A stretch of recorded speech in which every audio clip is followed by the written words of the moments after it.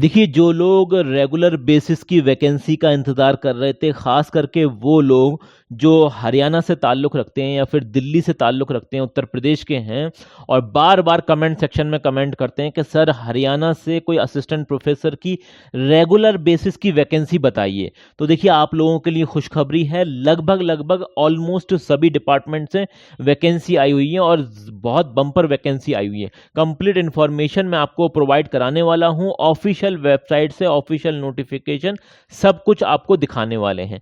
लेकिन अभी तक आपने हमारा ये चैनल रोजगार update with Adil Khan subscribe नहीं किया है तो प्लीज इसे सब्सक्राइब कर लें ताकि हमें मोटिवेशन मिलता रहे और आपको भी वक्त रहते हुए सही नोटिफिकेशन मिलते रहें टाइम टू टाइम। ठीक है, तो चलिए आते हैं नोटिफिकेशन की तरफ और वेबसाइट की तरफ, ऑफिशियल वेबसाइट की तरफ। सारी इंफॉर्मेशन हम आपको ऑफिशियल वेबसाइट से ही दिखाने वाले हैं, सब कुछ। जी हाँ, सबसे पहली बात तो यह है कि सब्जेक्ट आप समझ लीजिए कौन कौन से सब्जेक्ट हैं, कौन कौन सी फैकल्टीज हैं जहां से वैकेंसी आई हुई हैं। तो देखिए, मोस्ट डिमांडिंग जो सब्जेक्ट होते हैं जैसे कि आर्ट्स फैकल्टी के, सोशल साइंस के, इसके अलावा कॉमर्स, मैनेजमेंट और साइंस एंड टेक्नोलॉजी, साइंस और टेक्नोलॉजी अलग अलग मतलब फैकल्टीज के अंदर यहां पर वैकेंसी आई हुई हैं। रेगुलर वैकेंसी, जी हाँ रेगुलर, कोई गेस्ट फैकल्टी नहीं है, रेगुलर बेसिस की वैकेंसी, कॉन्ट्रेक्चुअल भी नहीं है, रेगुलर वैकेंसी है। कितनी वैकेंसी है? 137 टोटल वैकेंसी है असिस्टेंट प्रोफेसर की। जी हाँ, अब इसमें जो सैलरी है आपकी अकॉर्डिंग टू द 7 CPC और यहाँ पर आप देख सकते हैं 57,700 से लेकर 1,82,400 ये आपकी सैलरी की रेंज होने वाली है। और यहाँ पर जो आपकी एप्लीकेशन फीस होगी वो कोई भी एप्लीकेशन फीस नहीं लगने वाली है। तो ये भी बहुत इंपॉर्टेंट चीज़ है कि आपकी कोई भी एप्लीकेशन फीस नहीं लगने वाली है। विदाउट एप्लीकेशन फीस आप यहाँ पर अप्लाई कर सकते हैं। कैसे अप्लाई करना है हम आपको समझाएंगे। शर्त यही है कि वीडियो आपको एंड तक देखनी है, हर एक बात को अगर आप समझना चाहते हैं। ठीक है ना। चलिए, यहां पर एक बात जो बहुत ही इंपॉर्टेंट है वो ये है कि सिलेक्शन का क्राइटेरिया क्या होने वाला है।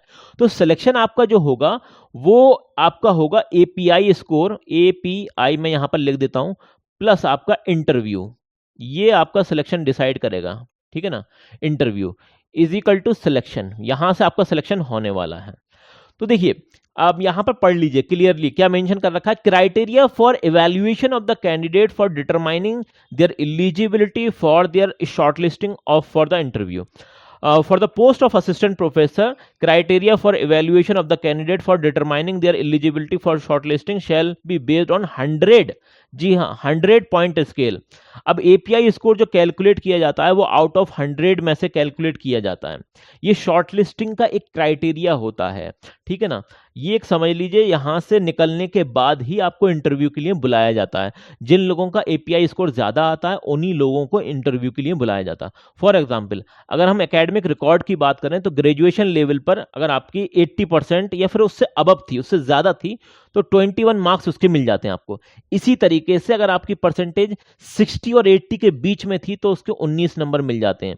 तो यहां पर अलग अलग परसेंटेज के हिसाब से अलग अलग पॉइंट्स या फिर नंबर आप बोल सकते हैं वो मिलते हैं। वो आप चेक कर लेना और कमेंट सेक्शन में जरूर से बताना अपना अपना API स्कोर, ताकि हम आपको सजेशन दे सकें, राय दे सकें कि यहाँ पर अप्लाई करना आपके लिए सही भी है या फिर नहीं। और वैसे तो कोई फीस वगैरह नहीं है, तो आपका कोई 1 रुपया भी खर्च नहीं हो रहा है, आप अप्लाई करिएगा बिल्कुल। ठीक है ना। वहां से रेस्पॉन्स आता है तो बिल्कुल उसके इंटरव्यू के लिए जाइएगा, सारी चीजें होंगी। यहाँ पर आपका पोस्ट ग्रेजुएशन अगर आपने कर रखा है जैसे MA, MSc या MTech वगैरह कर रखा है, उसमें आपकी परसेंटेज 80 या उससे ज्यादा है तो 25 नंबर इसके भी मिल जाते हैं। ठीक है ना। तो ये आप समझने वाली बात है। इसी तरीके से अगर आपने MPhil कर रखा है या फिर MTech कर रखा है या फिर LLM कर रखा है या फिर MEd वगैरह कर रखा है या फिर इक्विवेलेंट कुछ कर रखा है और उसमें आपकी 60% थी या उससे ज्यादा थी तो उसमें आपको 7 नंबर मिल जाते हैं। ठीक है ना। इसी तरीके से अगर आपने PhD कर रखी है तो ओनली PhD के 25 नंबर मिल जाते हैं। JRF अगर आपने कर रखा है तो आपको 10 नंबर मिल जाते हैं। इसी तरीके से अगर आपने नेट क्वालिफाई कर रखा है तो 8 नंबर आपको यहां से भी मिल जाते हैं। रिसर्च पेपर पब्लिकेशन की अगर हम बात करें तो हर एक पेपर के आपको 2 नंबर मिलते हैं, मैक्सिमम आपको 6 नंबर यहां से मिल सकते हैं। इसी तरीके से आपने अगर कहीं पर पढ़ाया है, आपके पास एक्सपीरियंस है, टीचिंग या फिर पोस्ट डॉक्टरल एक्सपीरियंस है, तो एवरी ईयर का, हर एक साल का आपको 2 नंबर मिलता है, मैक्सिमम 10 नंबर आप यहां से गेन कर सकते हैं। अगर आपके पास नेशनल या फिर इंटरनेशनल अवार्ड हैं तो 3 नंबर उसके मिल जाते हैं। अगर आपके पास स्टेट लेवल के अवार्ड हैं तो 2 नंबर उसके भी मिल जाते हैं। अब यहाँ पर एक पॉइंट और समझने वाला है। देखिए, किसी ने अगर एमएड भी कर रखा है और पीएचडी भी कर रखी है, किसी ने एमफिल भी कर रखा है और पीएचडी भी कर रखी है, तब भी वो 25 नंबर मतलब 25 नंबर से ज़्यादा नहीं बढ़ सकता। मैक्सिमम 25 ही गेन कर सकता है। किसी ने जेआरएफ और नेट दोनों भी क्वालिफाई कर रखे हैं, तब भी वो 10 नंबर से ज़्यादा नहीं ले सकता। अवार्ड कैटेगरी में भी 3 नंबर से ज़्यादा नहीं मिलेंगे। तो यहाँ पर आपका जो टोटल एकेडमिक स्कोर के नंबर मिलने वाले हैं वो 84 होने वाले हैं। रिसर्च पेपर पब्लिकेशन के जो नंबर मिलने वाले हैं वो 6 नंबर होने वाले हैं। टीचिंग एक्सपीरियंस के जो नंबर होने वाले हैं वो 10 होने वाले हैं। टोटल जो आपका एपीआई स्कोर कैलकुलेट होगा वो 100 में से होने वाला है। अब 100 में से कितना आपका मिनिमम आना चाहिए, तो उसके बारे में भी थोड़ा सा नीचे दे रखा है, वो भी हम देख लेते हैं।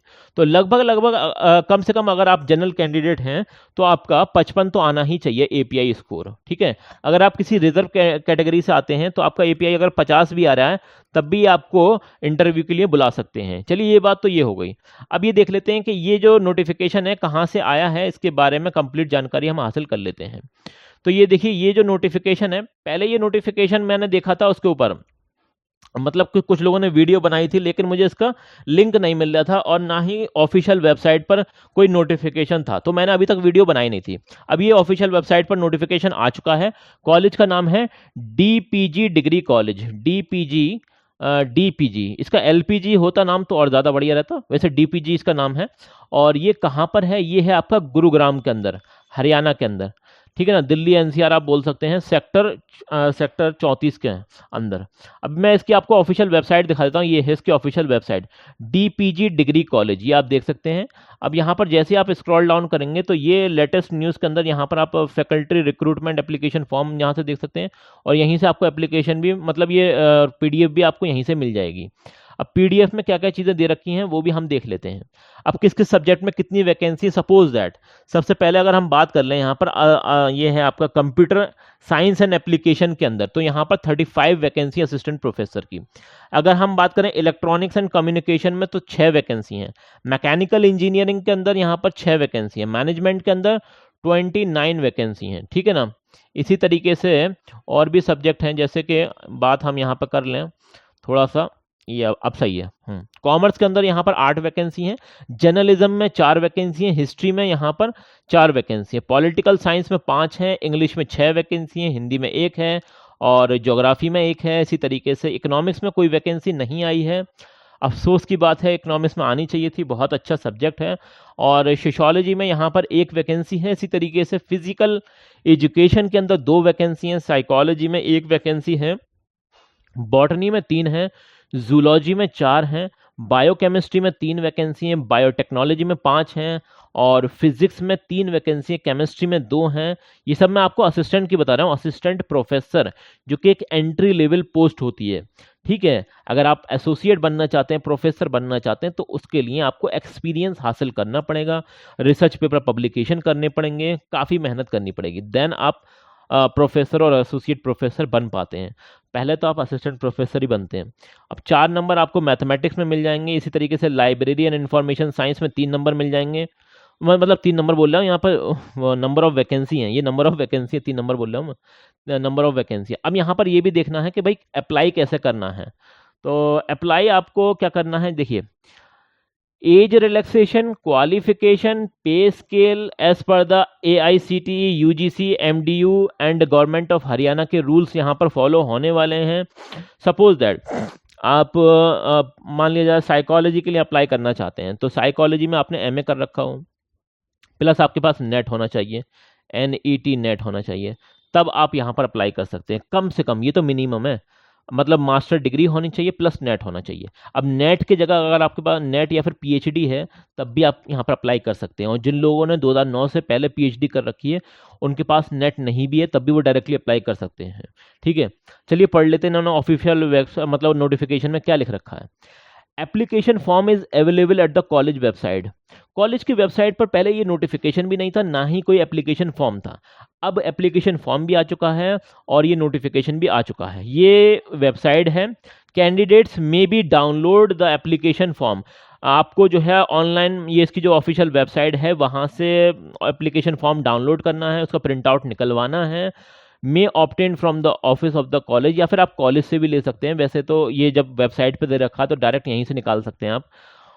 फिर क्या करना है आपको, जैसे ही आप फॉर्म निकालेंगे, उसे फॉर्म को फिलअप करने के बाद, सारी चीज़ें उसमें मेंशन करने के बाद, जो भी ज़रूरी डॉक्यूमेंट है, देखिए यहाँ पर लिख रखा है, 1 copy of the set of application form complete in all respect along with all supporting documents including the educational qualification, recent passport size photograph may be submitted in the office of the president of the DPG degree college Gurugram within 21 days of the publication of advertisement। ठीक है ना, लगभग 21 दिन जब ये अभी फिलहाल में ही ये पब्लिश हुआ है नोटिफिकेशन, तो इसके अगले 21 दिन तक आप यहाँ पर अप्लाई कर सकते हैं। अप्लाई करने के लिए सबसे पहले आपको कॉलेज की वेबसाइट पर जाना पड़ेगा। मैं आपको दिखा देता हूँ यहाँ पर। जैसे आप यहाँ पर आएंगे तो ये यहाँ पर है, इस पर आपको क्लिक करना है। जैसे आप यहाँ पर क्लिक करेंगे तो आपको एक वो मिल जाएगा, क्या मिल जाएगा, एक फॉर्म मिल जाएगा। फॉर्म मैं आपको दिखा देता हूँ। इनका फॉर्म कुछ इस तरह का है, ये वाला फॉर्म है। थोड़ा सा इसे छोटा करेंगे तो ये फॉर्म ही है, वैसे तो यहाँ पर मैंने लिख रखा है। ये था इनका फॉर्म। अभी मैं इसे मिटा देता हूँ तो आपको क्लियरली समझ में आ जाएगा। ये पूरा का पूरा फॉर्म था, मैंने इस पर समझाने के लिए कुछ पॉइंट्स लिखे थे आपको। ये कुछ इस तरह का ऑफलाइन फॉर्म इसे आप बोल सकते हैं। ये एक फॉर्म है जिसे आपको फिलअप करना है, ठीक है ना। दिखा देता हूँ मैं आपको, देखिए समझ जाइए किस तरह से इसे भरना है।